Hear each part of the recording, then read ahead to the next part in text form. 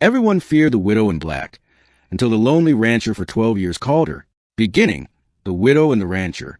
The desert stretched endlessly, a quilt of gold and rust beneath a sky that rarely wept. Out on the edge of town, where tumbleweeds rolled like ghosts through the dust, sat the sprawling yet lonely Holden Ranch.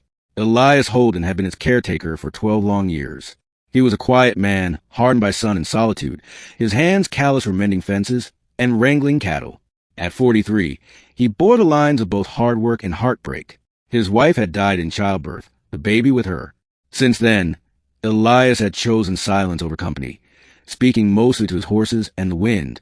But if there was one figure in the territory lonelier and more mysterious than Elias, it was her, the widow in black. She lived in the abandoned mining shack up near the ridge, where the mountains bled shadows at dusk. No one knew her name. The townsfolk swore she wore mourning garb every hour of the day, flowing black dresses, a veil draped like a funeral curtain. They said she was cursed, that men who dared speak to her wound up missing, cattle turned up mutilated, storms gathered from nowhere. Children whispered stories at night about the widow in black's eyes glowing like lanterns and her voice carrying spells in the wind. Adults avoided her land altogether. But Elias Holden wasn't one for stories. He believed in broken fence posts, in taxes, in the cost of a busted plow blade.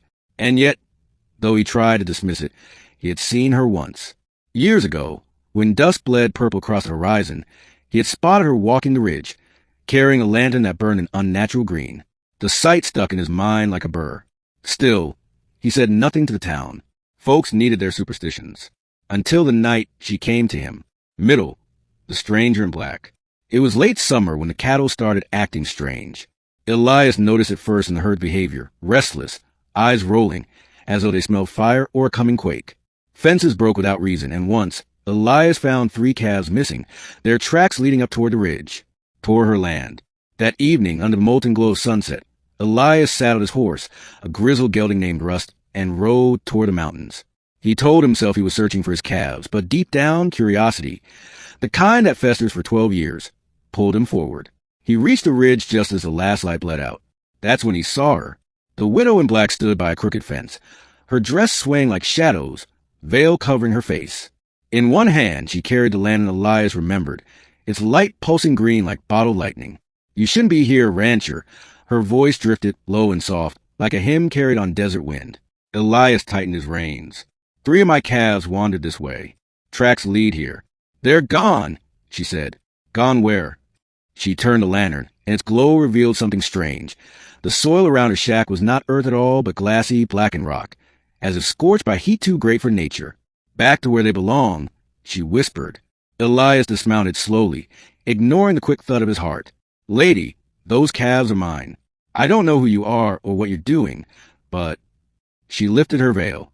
Beneath it was not the gaunt, ghostly face he had imagined, but a woman no older than he. Pale, yes, her cheekbones sharp, her eyes enormous and glowing faintly, but human still. Human and striking. "My name is Seraphine," she said, "and you would do well to forget what you've seen." Something in her gaze pinned Elias in place. He should have fled, should have run back to town and joined in the whispers about her. But 12 years of silence had left him craving more than the company of cattle. "I don't scare easy," he said. Seraphine studied him, then turned her lantern toward the sky. Elias followed her gaze, and his blood froze. Above the ridge, the stars were wrong. They shimmered too close, too sharp, as though the heavens themselves were folding inward. And moving among them were shapes, massive, metallic, like ships sliding silently across the firmament. When God's name, Elias breathed. Seraphine lowered the lantern. "Not God's, not yours. They come through me." The truth of the widow. Over the weeks that followed, Elias found himself returning to the ridge. He told no one in town. Instead, he repaired his fences by day, and by night rode into shadows where Seraphine waited.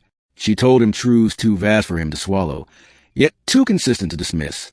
12 years ago, the same year Elias lost his wife, Seraphine had arrived through what she called a rift, a tear between worlds. She was not cursed, not exactly. She was a sentinel, left here by a dying civilization to keep the rift stable. The lantern was her anchor, a fragment of alien technology bound to her life force. Without her vigilance, the rift would widen. The ships Elias glimpsed were not angels, not demon, but predators, interstellar scavengers who had already stripped Seraphine's world bare. Why the black dresses? The veil? Elias asked once, sitting across from her as firelight danced between them. She gave a weary smile. Your people fear what they don't understand. Easier to let them believe I am a ghost than tell them the truth. And you? You just live up here, alone, holding back the end of the world. Her eyes softened. Someone must. It was then Elias realized why the sight of her had haunted him all these years. She was like him, bound by grief, bound by duty, a soul trapped in silence. And he began to care. Conflict. The town turns. But secrecy never lasts in a land where rumors grow like weeds. One autumn night, a ranch hand spotted Elias riding toward the ridge. By week's end, the whole town buzzed with whispers. Elias Holden, the lonely rancher, was consorting with a widow in black. Some said he was bewitched. Others claimed he was bargaining with the devil. The sheriff came knocking, demanding answers. Elias held his tongue, but the more he refused to speak, the deeper suspicion grew. Then came the killings. Cattle from other ranches turned up mutilated.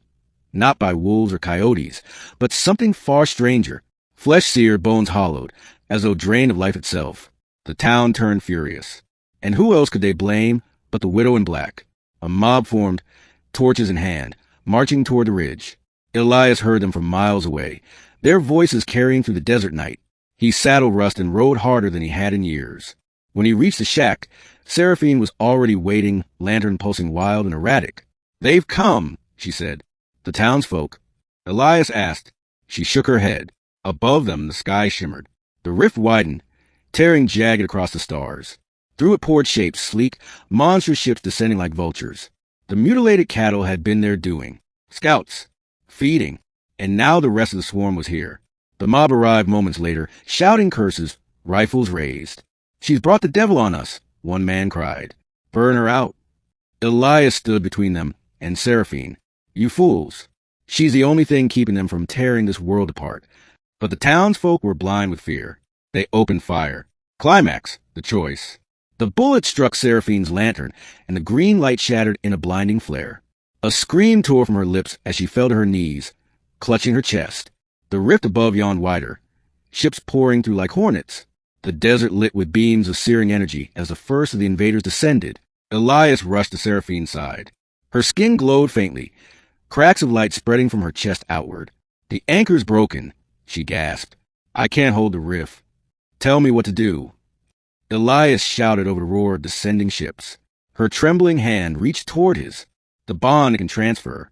If you take it, the lantern's heart will bind to you, but you won't survive long. It will burn you from within as it has me.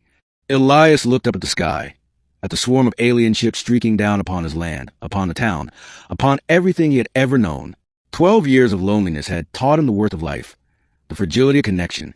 And here was Seraphine, a widow not by marriage but by duty, bound to an endless grief. I buried my wife 12 years ago, he said, voice steady. I've been waiting to feel alive ever since. If I can give this world a fighting chance, then it's worth it. He pressed his palm to hers. The lantern flared back to life, searing green fire rushing through Elias's veins. Agony consumed him, every nerve ablaze, every heartbeat a hammer. But he held on. Above, the rift pulsed and shrank, pulling inward like a wound stitching closed. The ships trapped halfway through screamed in silence as the portal sealed, severing them to ash. The desert fell quiet. Elias collapsed, smoke rising from his skin.